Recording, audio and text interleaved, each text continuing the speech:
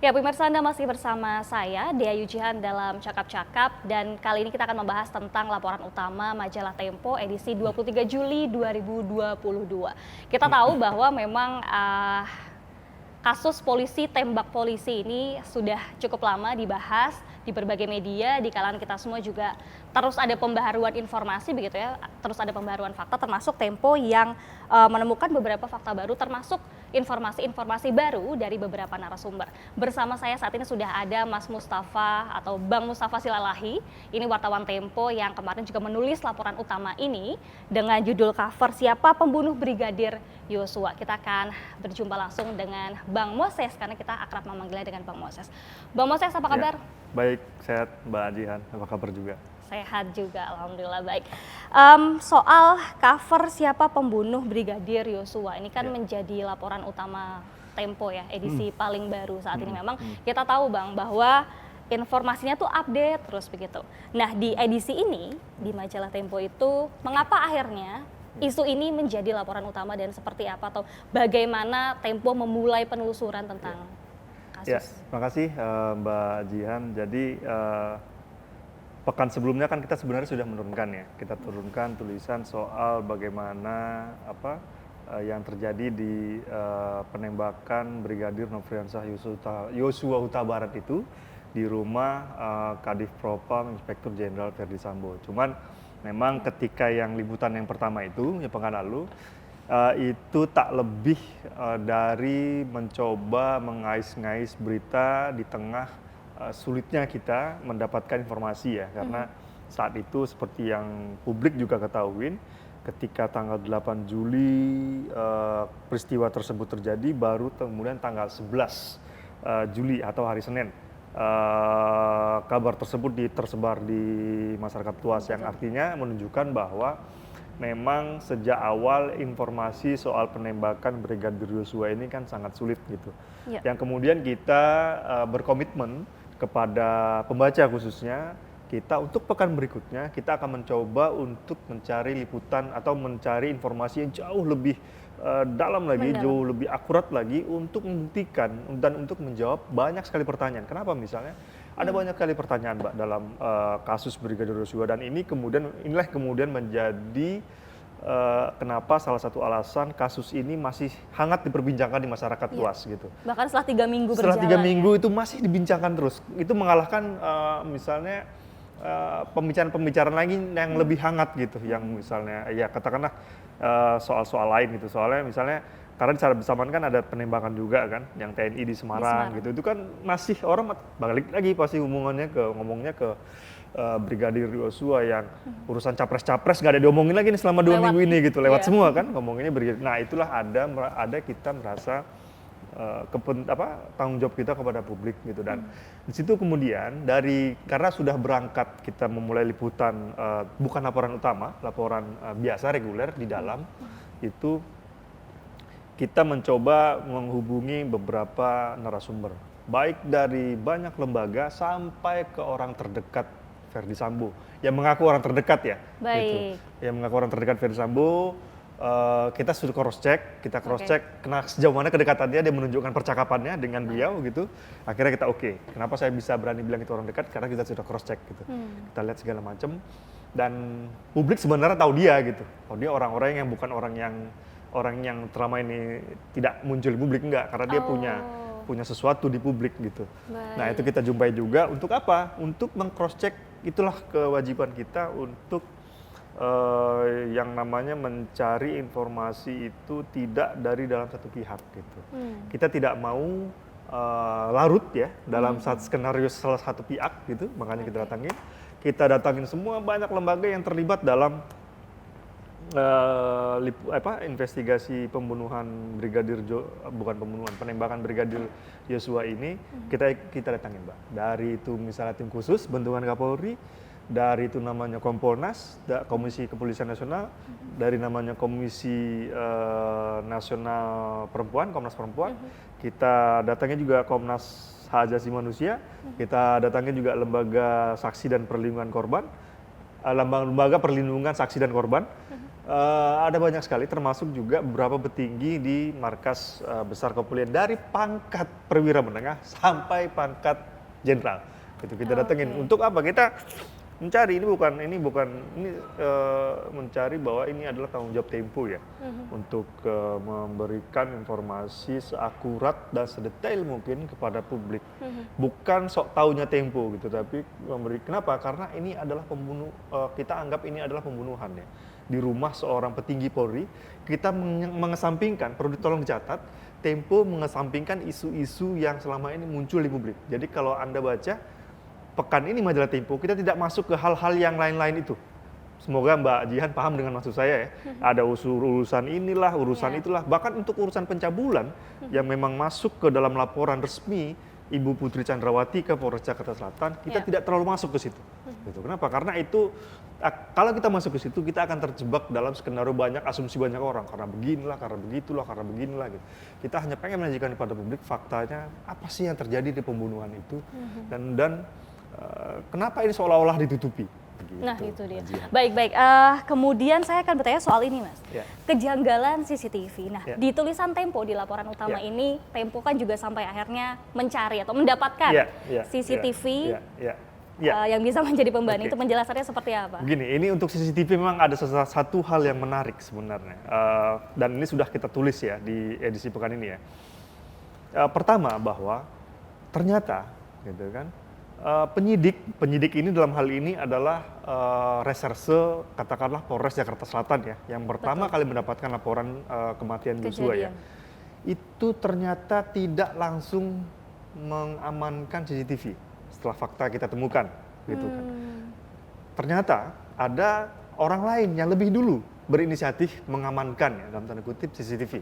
Itulah yang kita sebut itu adalah divisi personel dari divisi Propam yang sebenarnya bukan protapnya dia, gitu.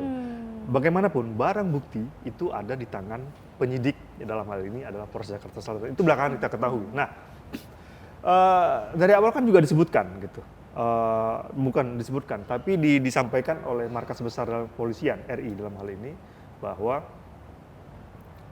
kasus kematian Brigadir Yosua di rumah dinasnya Inspektur Jenderal Verdi Sambo itu terhalang penyidikannya agak kesulitan, bukan terhalang. Kenapa? Karena CCTV di rumahnya itu mati. Gitu. 2 minggu sebelum kejadian ya. Persisnya tanggal 17 Juni. Karena kita dapat itu informasinya, dapat percakapannya bagaimana seseorang berhubungan dengan seseorang mengatakan bahwa CCTV itu masih mati pada 17 Juni. Gitu. Nah, kita kemudian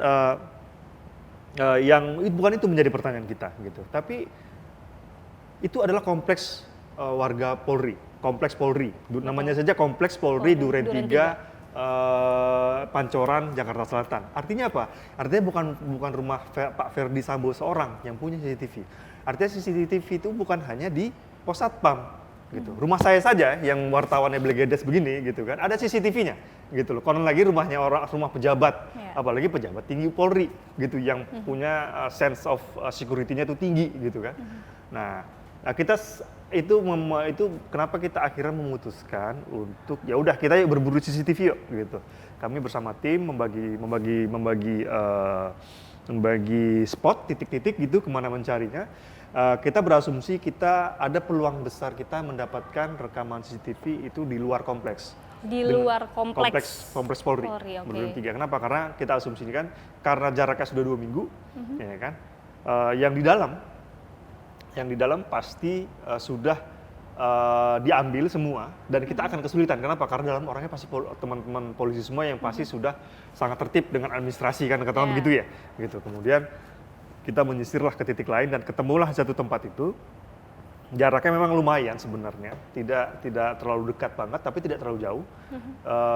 Dan itu setidaknya menggambarkan kita akhirnya kita ketok pintu ke rumah beliau.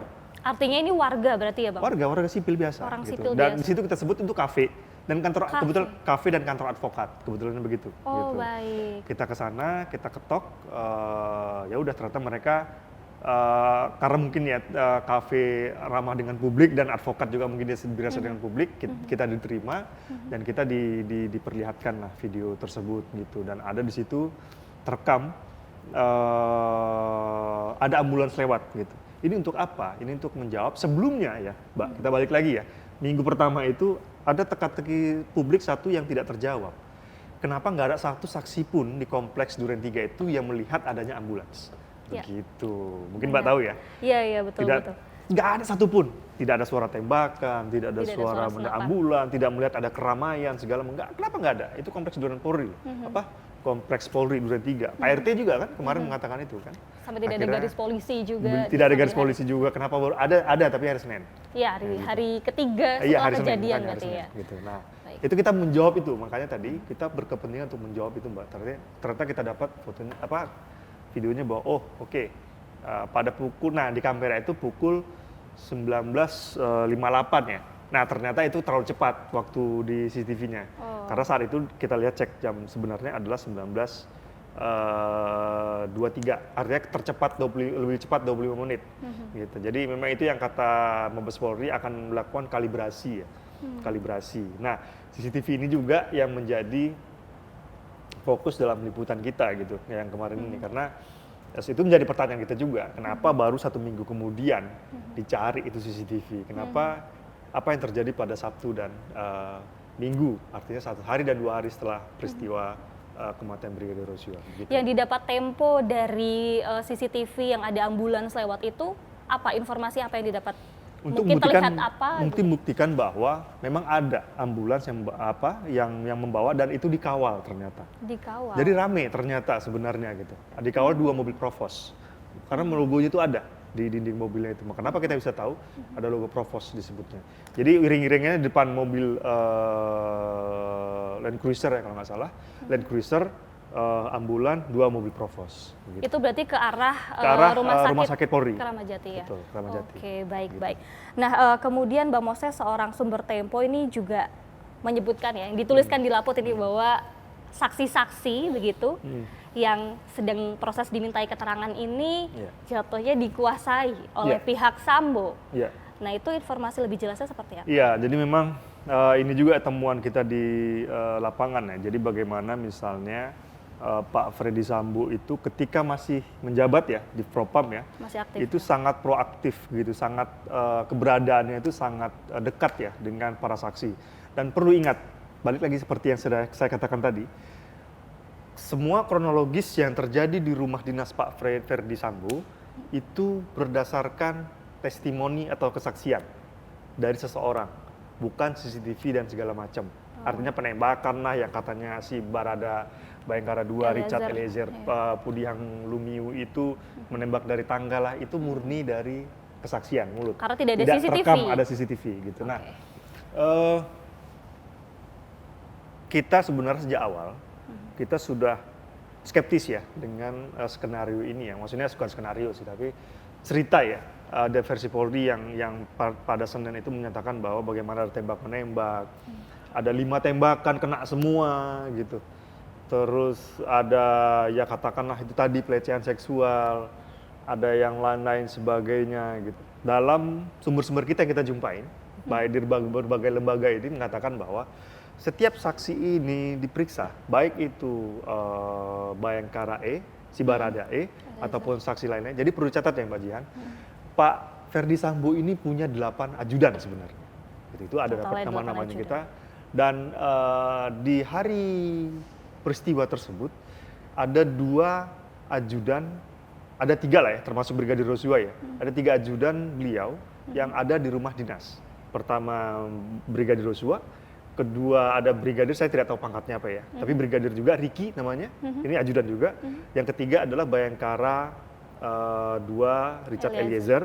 Yang keempat ada namanya Kuat. Kuat ini sipil.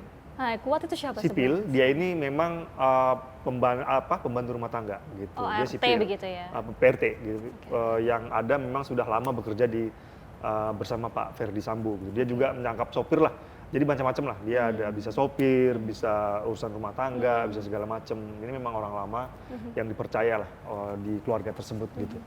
Nah, kita mendapatkan informasi bahwa saksi-saksi ini selalu setidaknya didampingi personel Provos atau Propam gitu. Jadi Seperti yang kita ketahui, Mbak, setiap pemeriksaan ini kan kita harusnya saksi ini berjalan independen ya. Mereka bersaksi harus bebas tekanan, bebas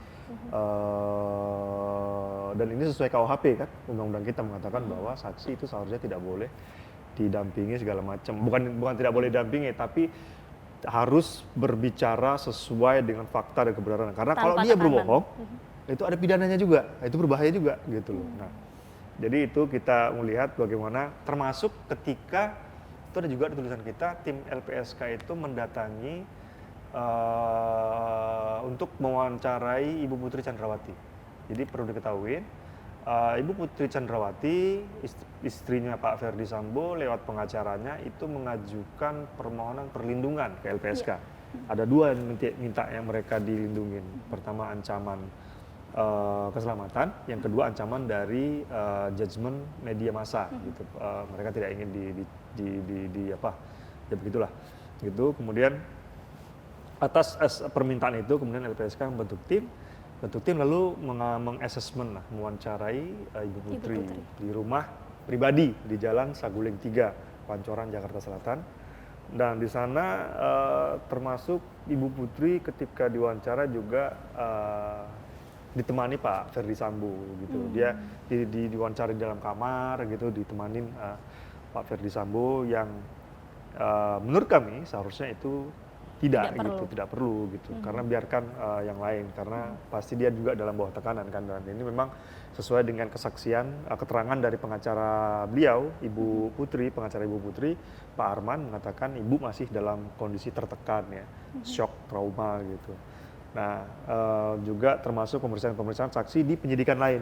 Jadi kan perlu Mbak ketahui, penyidikan ini itu ditangani banyak lembaga. Ya. Ada Polda Metro Jaya, ada Barreskrim, Badan Reserse Kriminal Polri, ada Lembaga Perlindungan Saksi dan Korban, ada Komnas HAM, ada Komnas Perempuan, ada Kompolnas 6 gitu. Indonesia Police Watch? Ya, bukan Indonesia Police Watch itu LSM, Kompolnas gitu. Bayangkan semua pemeriksaan ini tidak berjalan dengan baik karena perkara ditempel terus. Makanya sudah tepat gitu, misalnya beliau itu dinonaktifkan dan kesaksian para saksi lainnya bisa berjalan dengan maksimal. Begitu. Menyinggung soal tadi kemudian Irjen Ferdi Sambo dinonaktifkan posisinya sekarang begitu ya. Apakah itu keputusan dari Mabes Polri karena memang betul menyadari bahwa kebutuhan ini ya pemeriksaan atau karena desakan publik yang kita tahu bahwa akhir-akhir ini ada hashtag percuma lapor polisi dan sebagainya itu?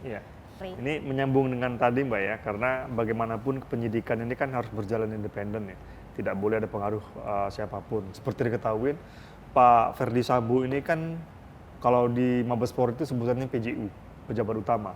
Jadi artinya pejabat yang punya pengaruh luas gitu di kepolisian. Nah, ketika seseorang yang punya seorang pejabatnya tinggi dan ada satu proses penyidikan yang berjalan, maka bisa pincang gitu. Nah, ini kan sesuai dengan opini Tempo ya, pekan lalu mengatakan bahwa ada baiknya Kapolri Jenderal Listio Sigit Prabowo itu menonaktifkan beliau, menonaktifkan Pak Ferdi. Kenapa? Demi melancarkan proses penyidikan, dan ini alhamdulillahnya ditindaklanjutin sama beliau pada 18 Juli kemarin. Ferdi Sambo dinonaktifkan, cuman memang dan Pak Listio Sigit sendiri mengatakan memang kenapa alasan nonaktif itu untuk transparan, akuntabel, sesuai dengan pendekatan saintifik gitu. Nah, namun memang menyangkut dengan hal tadi, kita dapat cerita, ada dua hal sebenarnya yang dapat kita cerita di publik. Jadi kalau Mbak tanya apakah ini kaitannya dengan tekanan publik, ya jadi memang kita mendapatkan cerita dari sejumlah sumber yang mengikuti pertemuan rapat di Mabes Polri pada Ahad atau pada Minggu malam, dan itu berlangsung sampai dini hari. Pencopotannya tadi penonaktifan kan itu 18 ya, Senin ya. Sampai Senin dini hari, Senin pukul 2 sampai pukul 2.30 gitu pagi. Kenapa? Karena cukup alot pembahasannya untuk penonaktifan beliau dengan sejumlah argumentasi lah. Nah, yang ada argumentasi kemudian muncul di rapat tersebut mengatakan bahwa Mabes Polri ini setiap pekan selalu membuat survei mingguan kepuasan publik atau kepercayaan publik. Gitu. Baik. Nah, di beberapa hari sebelumnya, sehari atau 2 hari sebelumnya, sebelum rapat itu dia dilakukan, itu ada survei yang menyatakan tingkat kepuasan publik kepada Polri itu menurun hingga di level garisnya itu orange menuju merah, artinya rendah.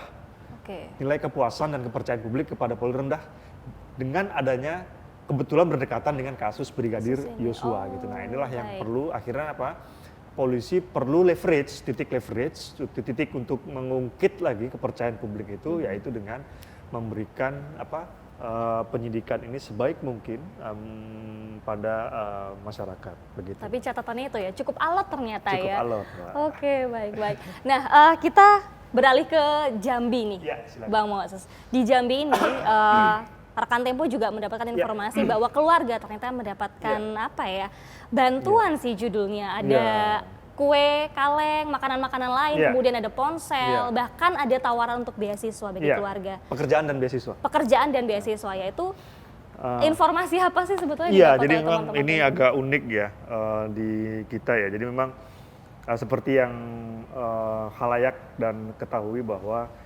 keluarga Brigadir Yosua di Jambi, di Muaro Jambi, dalam hal ini orang tua Pak Slamet Huta Barat dan ibunya, Ibu Rosti Simanjuntak, itu bersama keluarga besar lainnya, mereka sebelumnya kan sempat diintimidasi ya oleh orang-orang oknum-oknum polisi lah, katakanlah begitu ya. Kemudian mereka juga merasa tidak puas ketika proses serah terima jenazah Brigadir Yosua dari pihak Mabes Polri kepada keluarga gitu. Salah satunya misalnya yang tidak dikabulkan oleh Mabes Polri adalah upacara dinas kepolisian. Upacara kematian dinas kepolisian.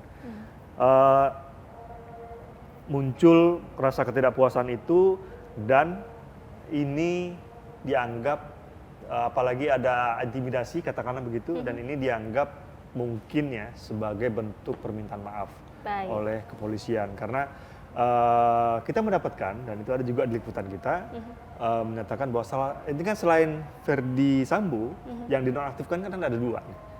Kepala Polres Jakarta Selatan, Pak Budi, Kombes Budi. Yang ketiga adalah Kepala Bidang Pengamanan Internal Divisi Propam, Pak Brigadir Jenderal Hendra Kurniawan gitu. Nah, Pak Hendra ini dari informasi petinggi Mabes Polri lainnya yang kita dapat, beliau menyampaikan informasi-informasi yang seharusnya tidak disampaikan kepada keluarga gitu, tidak patut gitu. Inilah makanya ada merasa keluarga sakit hati. Makanya salah satu bagian tulisan kita di majalah Tempo pekan ini ada kita judul dari Jambi Melawan Intimidasi, menceritakan bagaimana mereka keluarganya kira kecewa, sakit hati gitu, sampai akhirnya mereka melaporkan kematian Brigadir Yosua ke Mabes Polri. Gitu. Tapi kemudian dari pihak keluarga menerima atau bagaimana tuh Mas?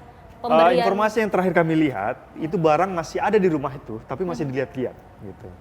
Masih dilihat-lihat aja. Handphonenya masih dilihat-lihat aja gitu, karena satu sisi mereka sedang menggugat ya di Mabes Polri, dan termasuk tawaran itu ya, tawaran beasiswa, tawaran pekerjaan, itu masih dilihat-lihat aja juga gitu, belum ada follow up gitu. Itu yang menyerahkan kalau tidak salah Kapolda? Informasinya dari Polda Jambi yang menyerahkan itu. Kita coba sebenarnya udah konfirmasi ke Polda Jambi, termasuk ke divisi ke bidang humasnya. Di sana mereka tidak konfirmasi, cuman kita cross check ke Mabes Polri, divisi humas Mabes Polri, kita mengatakan mereka bilang memang ada upaya dari polisi untuk memperbaiki hubungan lah dengan keluarga Brigadir Yosua. Tapi beliau tidak membenarkan soal pemberian itu, dia tidak mengetahui soal pemberian itu. Gitu. Baik, oke. Nah, Bang Moses, ini juga ada yang ini ya menarik ya soal perbedaan keterangan waktu laporan dari pihak Putri yang diwakili oleh pengacara ya, Arman Hanis. Nah ini Tempo sempat memberikan imbuhan informasi di majalahnya langsung bahwa sebetulnya hari sebelumnya, kalau tidak salah dilaporkan di hari Minggu. Jadi di hari Jumat ya sebenarnya. Iya. Jadi salah satu bagian dari liputan kita adalah satu halaman wawancara dengan pengacara Pak Arman Hanis sebagai penasihat hukumnya Ibu Putri Candrawati ya. Jadi kenapa penting kita mewawancara beliau? Karena kita sebagai cover both side juga gitu. Nah, dari beliau kita mendapatkan informasi. Dia mengatakan bahwa laporan soal kasus pelecehan seksual itu dan penganiayaan itu dilaporkan pada hari Sabtu gitu kata dia, atau tanggal 9 Juli gitu. Sementara informasi sejak awal kita mendapatkan informasi laporan tersebut sebenarnya dilaporkan pada dokumen tersebut ya. Saya tidak tahu persis dia datangnya tanggal berapa ke Polres sana, tapi dokumen laporan yang dimaksud dengan Pak Arman itu tercantum laporan tersebut masuk pada 8 Juli atau Jumat 8 Juli 2022 pukul 23.00. Itu artinya saya tidak tahu kenapa beliau ada miss di situ, kami tidak tahu. Tapi penting pada pembaca kami mencantumkan, menambahkan gitu informasi tersebut agar kita tidak tersesat ya dengan kita mencoba mengakurasikan. Jadi liputan kita kali ini Mbak, kita coba memberikan gambar sejelas-jelasnya kepada publik itu, termasuk misteri jenazah Yosua ya gitu. Jadi liputan kali ini Tempo secara eksklusif itu melihat foto-foto jenazah Yosua, Brigadir Yosua ketika di rumah dinas Verdi Sambo gitu. Berarti artinya ketika belum dibawa oleh ambulans yang kalau kita cerita di awal tadi gitu. Jadi kenapa ini penting? Karena itu tadi ada banyak sekali pertanyaan di luar sana.